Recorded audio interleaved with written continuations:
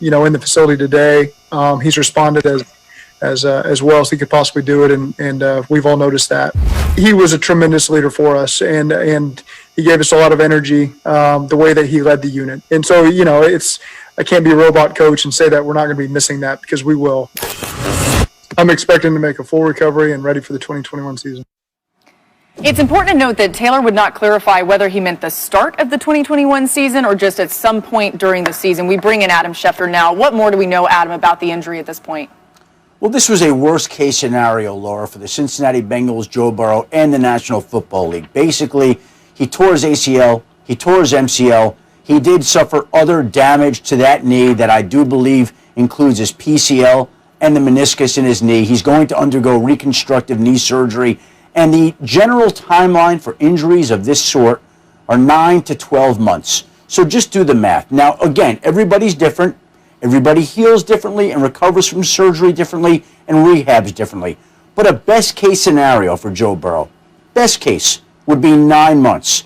So do the math. More likely, it's going to be longer than that. And the Bengals are going to have to be very careful with Joe Burrow moving forward. At the very least, Joe Burrow's status for the 2021 season, the start of that season, is absolutely in question, and we'll see when he can make it back during the season next year. But this was the worst case scenario for the Cincinnati Bengals. The MRI came back worse than what was anticipated. Just so tough to hear. More from Adam Schefter throughout this show. And we will have Stefania Bell joining us as well for more of a medical update on this. But Dan, you're cringing even as Schefty was delivering that news. What ran through your mind when you saw this?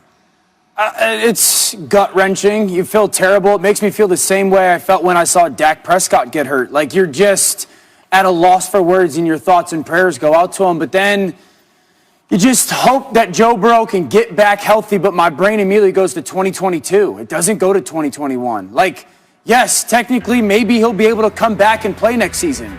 But what kind of shape is he going to be in, or how healthy is he going to play at that level or be able to play level? And then also, one of the things that makes Joe Burrow special is the instincts, is the reaction, is the athlete that he actually is, especially in that small space that he plays in.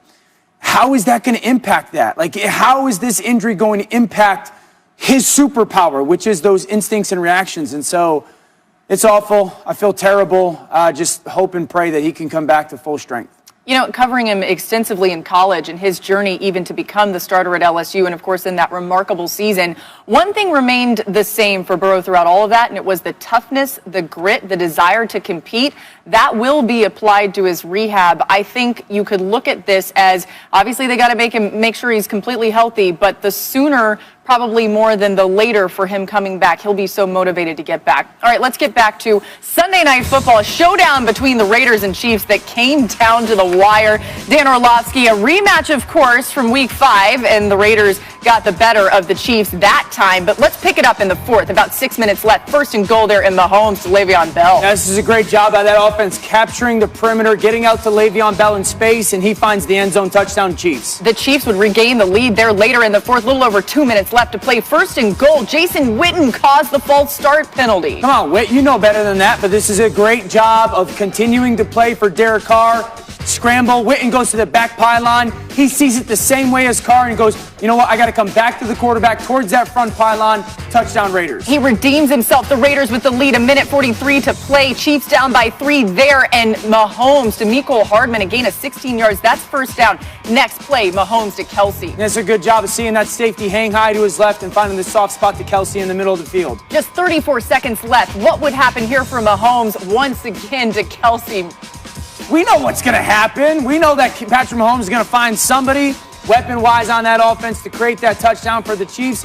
It's an awesome job of him moving, keeping his eyes downfield, and finding Kelsey in the middle of that end zone. What a final 2 minutes of that game. Chiefs go on to win it 35-31, and Patrick Mahomes was unbelievable. But how about what he's done in the fourth quarter and overtimes this season, completing over 70% of his passes for over 8 yards an attempt, 10 touchdowns, a QBR of 96.4. That's the second highest QBR through 10 games over the last 15 seasons, trailing only Tom Brady's mark in 2007, just ahead of Tim Tebow's legendary run in 2011. So Dan, the thing is, the Raiders almost did enough to shut down Mahomes and beat the Chiefs for the second time. Why did they come up short? Where exactly did they fall short? Well, they've got the perfect formula, right? But like Brandy said, almost doesn't count. And it came down to a fourth down play and really that touchdown from Patrick Mahomes to Kelsey that wins the game for them. As well as the Raiders played, it wasn't good enough because they've got number 15, Patrick Mahomes, and Andy Reid dialing it up.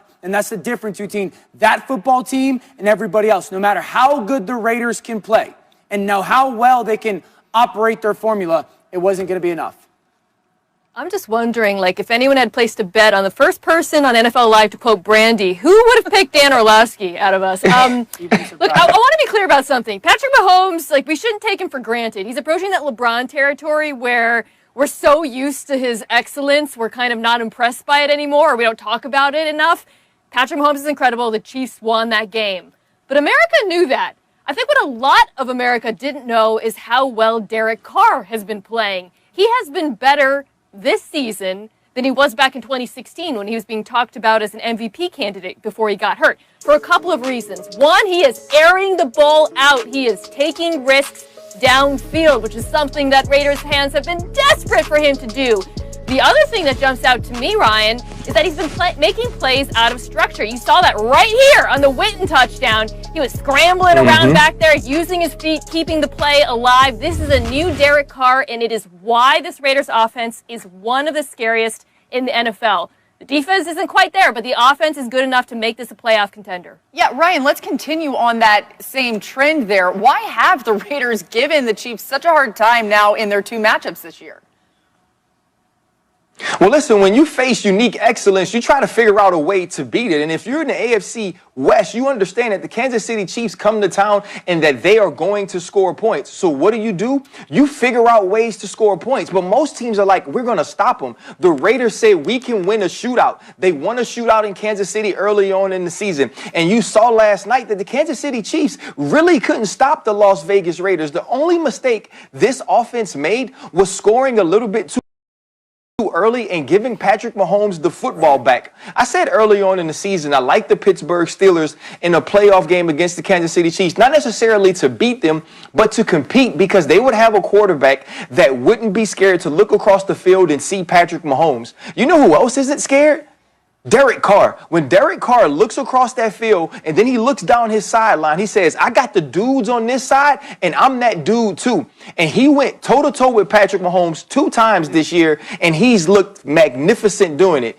This team is built to win a shootout. Going to be fun to see what happens down the stretch. There's something, Dan, that you saw in the fourth quarter of this game that really stuck out to you. What was it? Well, go to the 4th and 2 play because it ends up being a huge play in this game, and they get into that bunch that the Raiders are going to all-out pressure them. They're going to take the inside receiver, Tyreek Hill, and clear out. Now you're playing in and out by those 2 secondary players. The outside guy has to take the inside breaking receiver. You get that inside safety to just take a couple steps wide. Mahomes drifts against that pressure. Huge first down. That's a huge conversion in the fourth quarter with 8:30 to go. And then go to the touchdown play. Jonathan Abram, how can we put him in conflict? Tyreek Hill, you go up top, run a go route. Travis Kelsey, you run the crossing seam. And this is what I love about Patrick Mahomes. Leave the pocket because you want to, not because you have to. Stare to the right, knowing top of the screen, top left corner, Abrams got to follow. He can't help himself. And you take that safety from that zone, you open it up, and Kelsey becomes the winning touchdown. Because Patrick Mahomes can do that stuff. He's the difference maker in that football game. Yeah, this game featured 4 lead changes in the fourth quarter alone, including 2 go-ahead touchdown passes in the final 2 minutes. It was wild. Yeah. Maybe we'll see more of that tonight on Monday Night Football. All right, breaking news right now on a couple of fronts. Adam Schefter, what else can you tell us? Oh, Laura, as is the case on Mondays, news flows in. Panthers running back Christian McCaffrey is considered unlikely to play on Sunday against the Minnesota Vikings, despite the fact that Panthers head coach Matt Rule considers Christian McCaffrey week to week with that shoulder injury. Moments ago, the Bears also placed their standout safety, Eddie Jackson, on the COVID-19 list. So obviously he's in danger of missing Sunday's game against the Green Bay Packers. And lastly, to bring it full circle, the Bengals officially placed rookie quarterback Joe Burrow on injured reserve. All the latest news right here on NFL Live, so keep it locked. And we are just getting started today. Taysom Hill over Jameis Winston proved to be the right call on Sunday, but did we see enough from Hill to believe he can hold it down until Breeze returns? Surprise some people here on that show.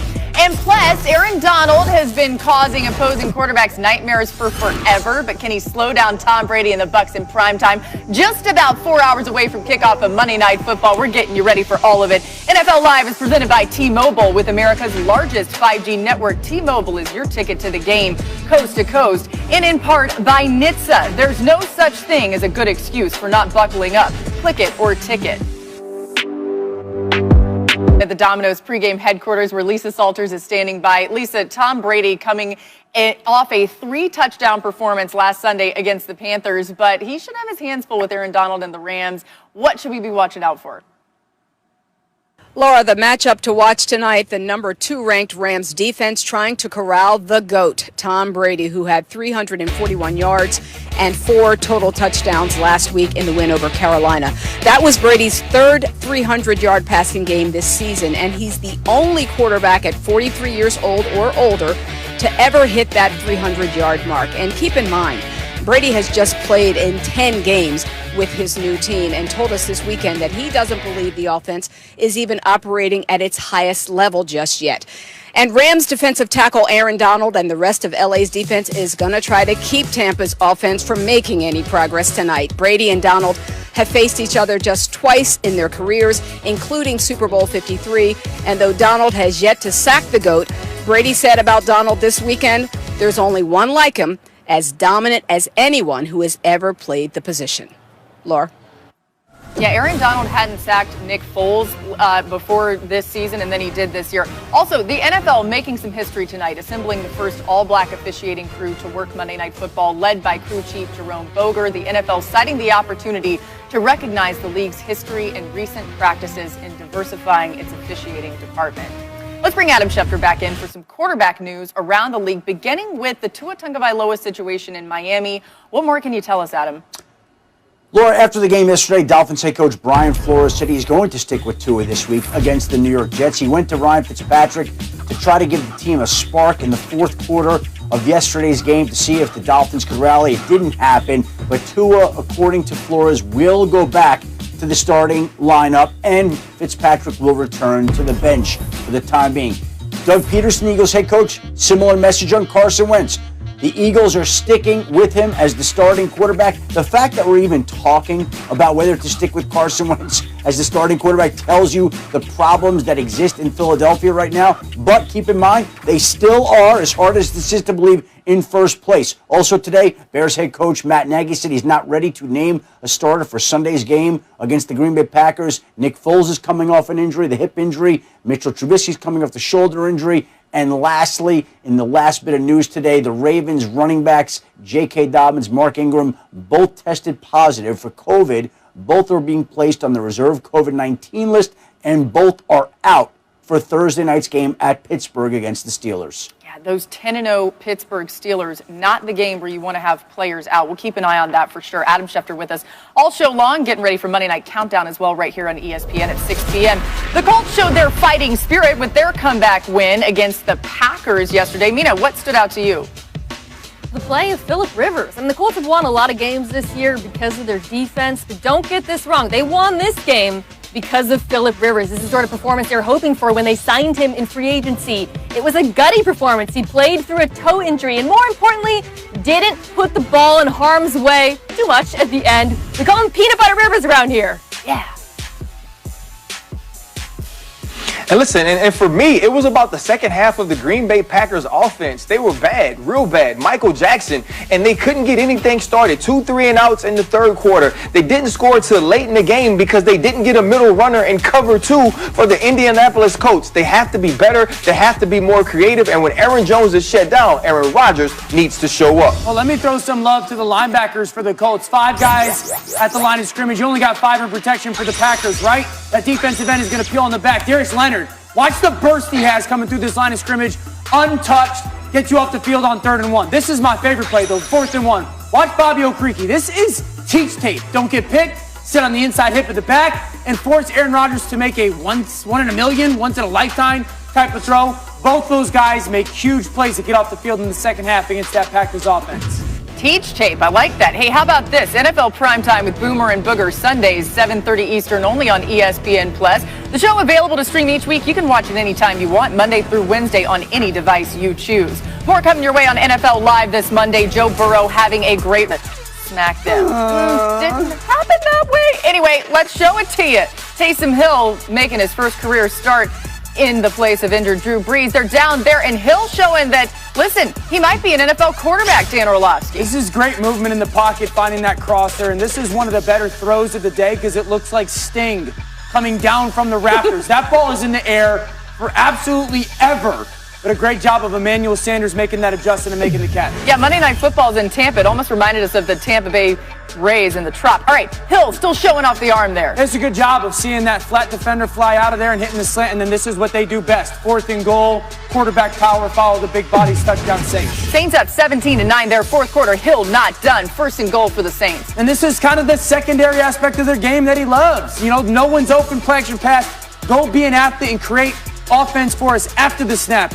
Yeah, the Saints win 24-9. Hill finished 18 of 23, 233 pass yards, had 10 carries. You expected that. But, Dan, were you surprised by the scheme they put in place for Hill? Yeah, I was surprised at, how much the offense looked like we believe that you can play a traditional quarterback style of offense. And the great thing was Sean Payton has been saying this about Taysom Hill, and Taysom Hill just obliged. A lot of play-action pass, fake toss. This is a great throw, throwing to space for Michael Thomas, crossing the field. I love that they put him under center as much as they did, allowed some hard ball play-action passing. You see him climb the pocket, find Michael Thomas. Again, these are pass concepts that we've asked, how are they going to create chunk passes in their offense? Who's going to be the person to do it?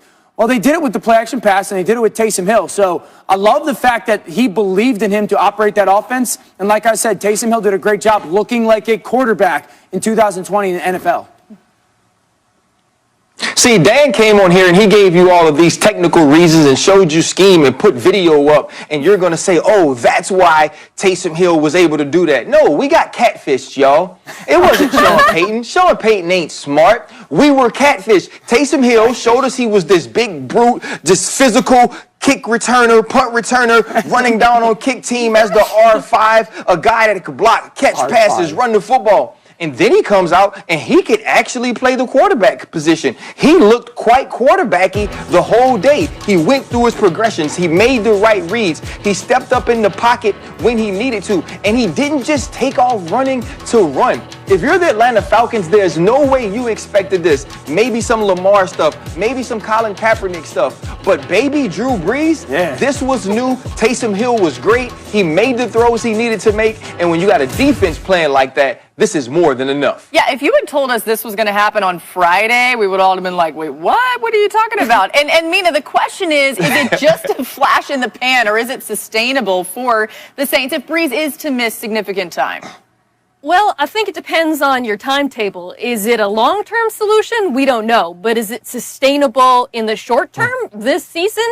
Absolutely. In part because we saw what Dan and Ryan described, which is Hill can execute an NFL offense. A lot of play action, but he was making NFL caliber throws at the intermediate level. But more importantly than that, he has the backing of an elite defense. Wow. All season long. You guys heard me at the beginning of the season touting this Saints defense, and they let me down, and I look stupid. But over the last month, they've made me look smart. In fact, they've been the second best defense in the NFL in terms of yards per play, the best run defense, and man, did they look dominant against Atlanta. I mean, poor Matty Ice felt it. He was sacked 8 times, and it wasn't just pressure. He was holding on to the football. Several of those sacks, he was holding on to it, staying in the field, looking for guys to get open. That Saints secondary was incredible. They were glued onto the Falcons receivers. And regardless of what we get from Hill, this is a Super Bowl caliber defense. First off, Mina, you never look stupid. It just took you a little while to be right. because now that this team is playing the way that they are on the back end and in the front, they're going to be difficult to beat. And I think the Quan Alexander ad was a huge deal for the New Orleans Saints. They have playmakers on all three levels, and you saw it against the Atlanta Falcons that aren't a bad football team offensively. And so if they continue to play like this gives Drew Brees some time to heal. Taysom Hill fills in admirably, and this team's going to be tough to beat in the playoffs. Yeah, you mentioned it there, Ryan. You just wonder if it gives Drew Brees time to be really fresh by the time they really want him back in action. All right, let's bring in Adam Schefter in here. Adam, what way did yesterday's performance shape how the Saints will move forward with their quarterbacks? Well, Laura, I think that they were always open-minded to the idea that Taysom Hill could be the successor to Drew Brees, and there continues to be a widespread expectation that Drew Brees is in his last season in the NFL. He'll make that decision at the end of the year. They wanted to see Taysom Hill now and for the future as well, because this was a chance to help them win this year and to know what they have for next year. Right now, they don't know that, but they're beginning to know that with Taysom Hill. Also want to add one other note, Laura, that just came in. The Vikings have placed wide receiver Adam Thielen on the reserve COVID-19 list. He becomes the latest player to join that list. All right, yeah, thanks for the updates there. And let's get to some more breaking news today. Adam Schefter and Ben Baby telling us that Joe Burrow, the #1 overall pick, suffered a torn ACL, MCL, and then further structural damage to his knee and an injury yesterday. Of course, he's out for the season. We'll see exactly how long that timetable looks. We're going to bring in Stefania Bell, medical analyst here for ESPN, for a little more here. And we've heard all of these ways to describe this injury. It sounds real significant, Stefania. So what more can you tell us about exactly what happened to Joe Burrow here? Laura, it was devastating to see how he took that hit to his knee. Part of the reason there was so much damage is his foot was planted. As he gets hit from the outside at the knee, he's also getting hit on the top of his body, kind of forcing him into a hyperextension, and then you see his knee fold inwards. It's a multi-ligament knee injury, and by definition, these are more complicated. We've heard ACL, MCL, and as you heard Adam Schefter earlier say, potentially PCL and meniscus. When the force goes through the middle and the back of the knee, those are the structures you expect to be injured. But until they get in there and can surgically examine the knee, when they can open it up, that's when the surgeons can fully appreciate the extent of the tissue damage, because there could still be other things that are involved. Yeah, I realize that each case is so individual to the player, but are there any recent comps, maybe another quarterback who's dealt with something similar? You're right. They're all individual, and they heal at different rates, and it depends on what they do with the surgery, etc. But we always want to look to guys who have come back from complicated injuries that are fairly similar. So you can look at Carson Wentz. Now, his was an ACL, LCL, meaning the outer ligament of the knee, but he was able to come back, and obviously he's still performing in the National Football League. And to take it even a step further, think about Teddy Bridgewater, who dislocated his knee, meaning there was significant damage to a number of structures in his knee. And look at him, starting quarterback for the Carolina Panthers. So, there are success stories. There are a couple of keys here. Number one is you really want a surgeon who's got expertise in multi-ligament knee injuries. Dr. Jim Bradley of the Steelers performed Carson Wentz's surgery, and Dr. Dan Cooper of the Cowboys performed Teddy Bridgewater's. They're very experienced with these type of injuries. And then it's the rehab and making sure you don't go too fast. So you're hearing this timeline and people talking about the start of the season, but the number one priority is to make sure that Joe Mixon is fully recovered and ready to play in a football game before he's back on the field. You don't want to pressure him to come back too soon.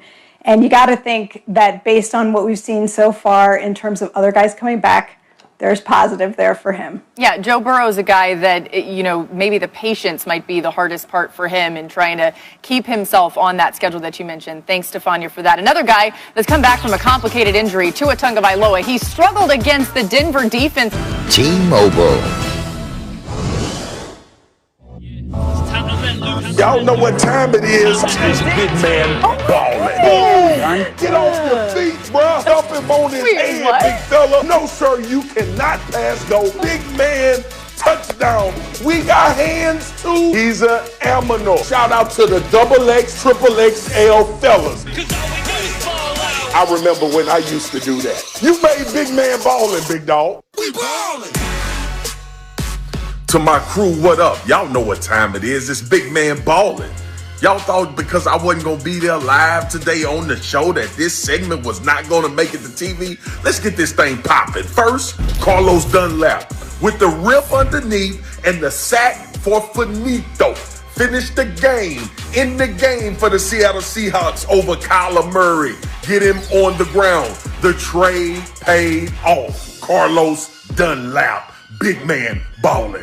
Oh yeah, to the next one, my man Fletcher Cox with the bull and sack fumble on Baker Mayfield. That's how you do it, big man ballin', Fletch. I want to shout you out, man. My bad for not getting you on here earlier, big dog. You've been ballin' all season long, but I finally wanted to get you one in the rain where it get grimy, where it get dirty. That's what I'm talking about, Fletcher Cox. Just bull your man back into the quarterback, sack fumble, recover the ball. Let's go.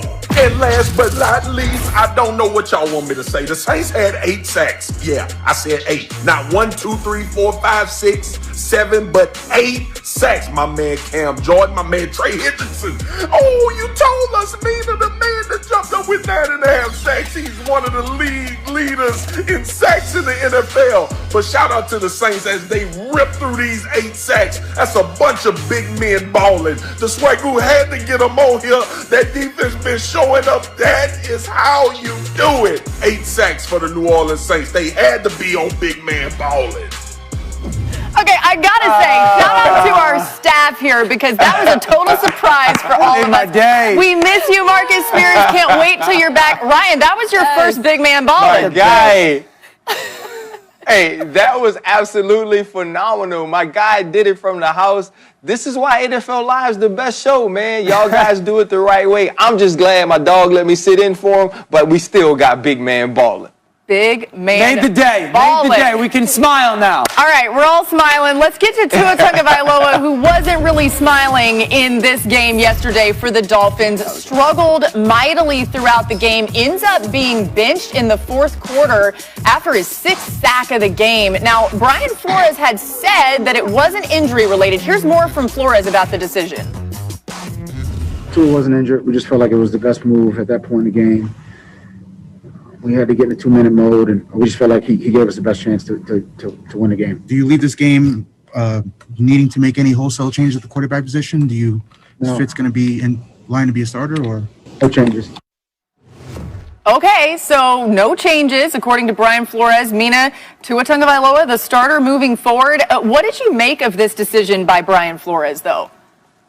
I was confused. I continue to be confused because of what he said afterwards, that he was benched for performance. When it happened, Laura, I thought, okay, maybe he's hurt or they're afraid of him getting hurt because of how many times he had been sacked.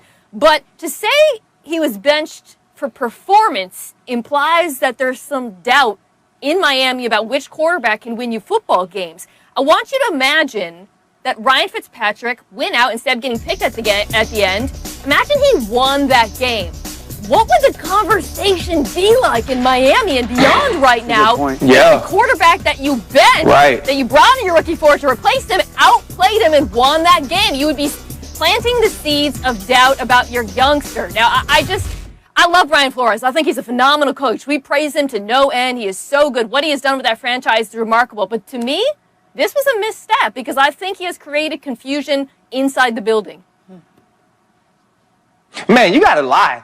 I'm just going to be straight up. I wish he'd lied to me. I'm not one of those people that's like, hey, man, always tell the truth. Nah, you ain't got to tell the truth. You a head coach. Y'all lie all the time. Lie to the media and say, you know what? I thought he might have been a little banged up. I was going to protect him. And that's what you say the rest of the week. And you say, hey, Tua, you was banged up, bro. You wasn't hurt. Because what message are you sending? Are you sending a message that if you do get in tough times, if you do need to run the 2-minute and you leave Tua Tagovailoa in, you aren't trying to win the game? Is that what that means now? Because when you're in this situation, Fitzmagic gives you the best chance to win. And, dog, he almost did it. Imagine if Justice Simmons doesn't make that play. Yes. Now, Mina and Dan, now we're asking Dan right now, Dan, I want you to draw up why Tua should start, and then I want you to draw up why Ryan should start. if you make the decision to go to Tua, whether it's long-term or short-term, you have to make every decision that follows in that same way. And Brian Flores has seemed to do that up until this point. I don't agree with this decision. I believe it's the wrong decision. And as Mina says, it sends the wrong message. He's actually just lucky that they lost, because had they won, it would be a different conversation. Yeah, I mean, the unknown is a worse feeling than failure. Like, there's now the reality of, like, what could have happened. Yeah. Because, listen, like, I rewatched the game. It wasn't that bad. Like, it was the offensive line getting beat up, but Tua wasn't playing poorly. And now you're sitting there going, maybe he just needed one play. Like, maybe one big throw changes the outcome of that game. And Tua goes on this fourth quarter run, because now there's the reality of Tua in that offense, in organization, not knowing how Tua's going to respond in the fourth quarter, backs up against the wall, and he needs to go make that throw because it's coming again. This situation is now going to present itself again, right? Yeah. Dan, do you bench Herbert or Joe Burrow in that instance? I don't think there's any chance that those organizations bench Herbert or Joe Burrow. And so, but here's my thing. What happens the next time this situation presents itself? Like, what happens in 2 or 3 weeks? You're in the fourth quarter. Tua's playing okay. Your team's getting beat up, and they're down 10. Does Tua have to sit there on 3rd and 6 and go, uh-oh, I can't be aggressive with the football? You know, like, I don't want to get benched, so I hated it. Brian Flores, you've pressed a lot of the right buttons. After rewatching the tape, I can't agree with this. Mina, one thing that I thought about, and this may be asking you to read minds, which I'm not trying to ask you to do, even though you probably could, is there any way that Flores felt like he owed something to Fitzpatrick? Remember when the benching happened to Fitzpatrick, he was upset about it, he was pretty public about that. Is that part of this at all? I think what's going on here, and this is not me reading minds, it's just me reading the situation, is you've got a team that is ahead of schedule, right? Like, they've drafted a rookie quarterback, they completed the tank, they're playing for the long term, but all of a sudden, they're in playoff contention. All of a sudden, we're talking about them on NFL Live, going to Buffalo and winning the division, and all of a sudden, your timeline's getting mixed up. You know what I'm saying? So Flores, all of a sudden, he's thinking, how do I win this game, when he needs to think simultaneously, how do I do what's best for my rookie quarterback? Those timelines got crossed, and you end up with a bad decision. Yeah, and it's interesting, too, because I still think some of it had to do with just protecting Tua. He was sacked on 6 of his 20